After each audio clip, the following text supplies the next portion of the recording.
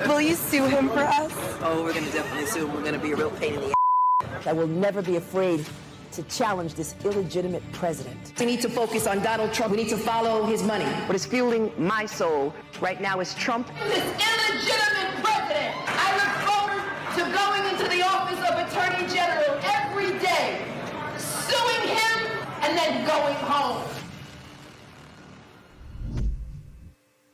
Folks, we are going to be a real pain in the arse, she said. I added an R. She didn't use it, okay? I will play that clip over and over again on this program, and I hope the court, whatever court, listens to that clip, to James's comments as well, because it is clear this is about politics, not the law. Well, the woman who just filed this injunction on behalf of President Trump today is Alina Habba, and she joins me now. Alina, welcome back to the program. Thank you, Grant. Good to see you. All right, so what can this injunction do for all of us that are not so well versed in the legal scheme of things? The injunction effectively stops everything from continuing. We basically said, look, we filed a complaint. There are serious constitutional violations. And as a result, we're asking the court today that you have got to stop anything from proceeding until we have our day in court. The evidence is clearly voluminous, she is vicious, and it is time to really take a look into it and pause on everything, since they've had many years to look into this, and say, look, now we're going to look into Letitia. We need to see what she's been up to and why she's doing it, and I think it's pretty clear from the video that you played prior. You know, when I talk to attorneys a lot, I use the term, what would a reasonable person think? And I use that term because courts actually use that terminology. What would a reasonable person think? I think if anybody, liberal or conservative, looked at Letitia James's comments, they would certainly see that she is malicious and she is politically motivated, and there's no way they could tell if this has anything to do with the law or not. Right. Right. That's exactly right. And, you know, the liberal counterparts are actually picking up on this as well. That's when you know it's really bad. They can't deny it. She is silly enough to continuously state her animus, to talk about how she's politically driven, how this is, even before she knew anything about President Trump, prior to him becoming president, she was going after him. I mean, she is a sick person who really, really, truly has taken her oath of office and just weaponized it. And we basically today said, look, we get the court system. We get that it's going to take a couple years to get through a normal case. But this is so bad. We have to stop right now and be fair. That the fishing expedition has to stop.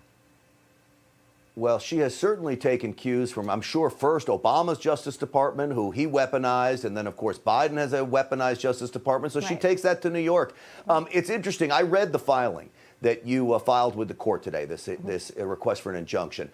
You quoted the Supreme Court, and it's interesting, you quoted Trump versus Vance, which was against the district attorney in Manhattan, where the Supreme Court said this. I'm going to put it up on the screen. The Supreme Court in their ruling, actually against President Trump, but it pointed this out, and it's important. First, grand juries are prohibited from engaging in arbitrary fishing expeditions or initiating investigations out of malice or an intent to harass.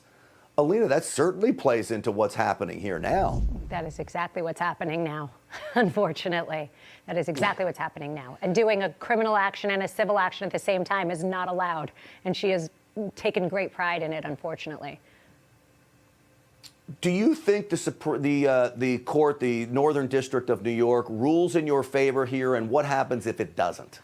You know, we have our cards stacked against us in New York. We're in the Northern District. You know, we have judges that you know are mostly liberal. Unfortunately, it's a tough case, but I will say that it's an important one. It's a constitutional violation, and actually constitutionally, it's a per se violation, which is why this injunction, I believe, should be granted because you know, of her office and because of the constitutional violations, the 14th, 4th Amendment, the First Amendment, viewpoint discrimination. If the judge reads the papers, if the judge can put his politics on the side, this should be granted, and we should win. Alina, you raised a very important point when I read your statement about filing this injunction. And this is not just about President Trump. This is about anyone that goes into public office that then would be targeted by a political opponent or foe. Right, right. I really take pride on the fact that as an attorney, my ethics come first. And when I take a case on, I will never yes someone. If I think it is a strong case, this is a civil liberties case. This is about people having violation of constitutional rights and getting the bedrock of this country back.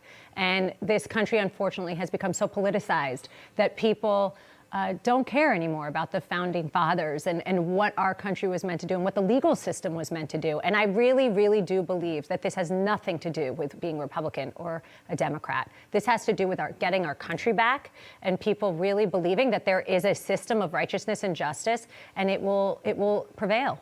I really hope it does this time. Well, and I do too. Look, Alina, I know you wouldn't tout this, but you've already won cases for President Trump. So he's got a fighter in you, and we all know what a fighter President Trump is. So you just keep throwing punches, and we'll keep talking about him so everybody knows everybody's fighting. Thanks, Alina Habba, Grant. thank you so much. All right, we'll talk to you again soon.